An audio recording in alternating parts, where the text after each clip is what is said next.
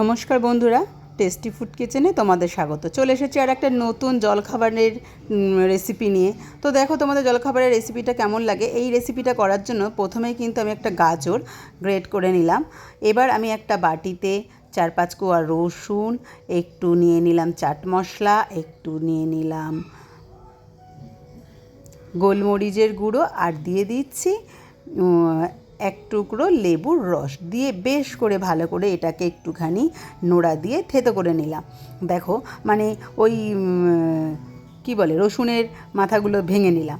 এবার একটু ওর মধ্যে বাটার দিয়ে ভালো করে হাত দিয়ে মিশিয়ে নিতে হবে। আর এদিকে গ্যাসের মধ্যে গরম জল বসিয়ে দিয়েছিলাম, তার মধ্যে দিয়ে দিলাম 6টা ম্যাগি দিয়ে ম্যাগিটাকে একটু হালকা এরকম সেদ্ধ করে নিতে হবে। সেদ্ধ করে জলটা ঝরাতে হবে, আর ফ্রাই প্যান বসিয়ে দিতে হবে। তারপরে দিয়ে অল্প পরিমাণে তেল দিতে হবে। আর এই যে গাজর, পেঁয়াজ, লঙ্কা আর টমেটো কুচি কেটে রেখেছিলাম, সেটাকে এবার কিন্তু পরপর ভেজে নিতে হবে। বন্ধুরা, যখন বাচ্চারা কিছু খেতে চায় না, মানে ওই রুটি লুচি, তার জন্য কিন্তু আমাদের অনেক কষ্ট করতে হয়। এই যে দেখো, নতুন নতুন রেসিপি মাথা থেকে বার করতে হয়। তো তোমরা এই সব রেসিপিগুলো ট্রাই করতে পারো। আর এই রেসিপিটা ট্রাই করে আমাকে তোমরা জানিও কমেন্টে তোমাদের কীরকম লাগলো আমার এই রেসিপিটা। জাস্ট কিন্তু রেসিপিটা দারুণ বন্ধুরা, আর খুব কিন্তু হেলদি। মানে এর মধ্যে অনেকটা পরিমাণে গাজর যাচ্ছে, আর একদম তেল কিন্তু খুব অল্পই দিয়েছি, তোমরা দেখতে পাচ্ছ। তার জন্য কিন্তু এই রেসিপিটা খুব হেলদি। সকালের টিফিনে খাও আর সন্ধ্যের টিফিনে খাও, খেলে কিন্তু বেশ দেখবে খেতেও ইয়ামি ইয়ামি হবে, আর বাচ্চারা কিন্তু এক নিমেষের মধ্যে খেয়ে ফেলবে। আমি দেখো সমস্ত জিনিসগুলো মানে পেঁয়াজ, টমেটো, গাজর আর লঙ্কা একটু ভেজে নিলাম। ভেজে নিয়ে তেল মাঝখানটা একটু ফাঁকা করে অল্প একটু তেল দিলাম। আর একটু ইয়ামি বানানোর জন্য একটা ডিম দিয়ে দিলাম। মানে বাচ্চাদের তো ডিম জানোই ফেভারিট, তো ডিমের গন্ধটা পেলে ওরা আরও বেশি ভালো খাবে, মানে মন শান্তি করে খাবে। তার জন্য কিন্তু আমি একটা মাত্র ডিম দিয়েছি। তোমরা এখানে ডিম দিতেও পারো আর নাও দিতে পারো। ডিমটা দিলে একটু টেস্টটাও বাড়বে, আর বাচ্চাদেরও কিন্তু খুব ভালো মন ভরবে।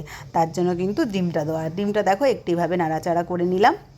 আর অবশ্যই কিন্তু যখন এই সব ভেজিটেবলসগুলো ভাজবে, নুনটা কিন্তু পরে দেবে। আমি কিন্তু নুনটা পরেই দিয়েছি। এবার কিন্তু ভালো করে ডিমটার সাথে ভেজিটেবলসটা নাড়িয়ে নিলাম।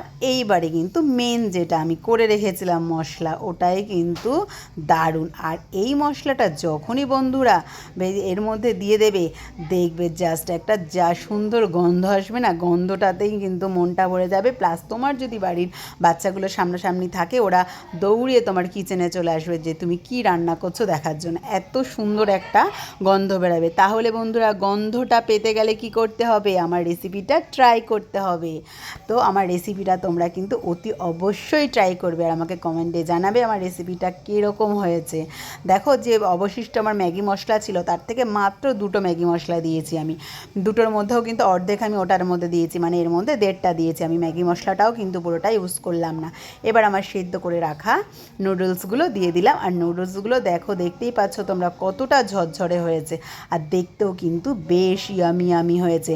তো বন্ধুরা, আমার রেসিপিটা কেমন লাগলো জানানো দরকার। আর আমার ভিডিও দেখার জন্য তোমাদের কিন্তু অনেক অনেক ধন্যবাদ বন্ধুরা। আর সবাই বন্ধুরা খুব খুব ভালো থেকো, আর এইভাবে কিন্তু আমার পাশে থেকো। আর দেখো, তোমাদের আমি নুডলসটা দেখাচ্ছি, কি সুন্দর ঝরঝরে সুন্দর হয়েছে। আর যখন চামচ দিয়ে তুলে খাবে, তখন বুঝতেই পারবে যে কি সুন্দর। তো থ্যাংক ইউ বন্ধুরা।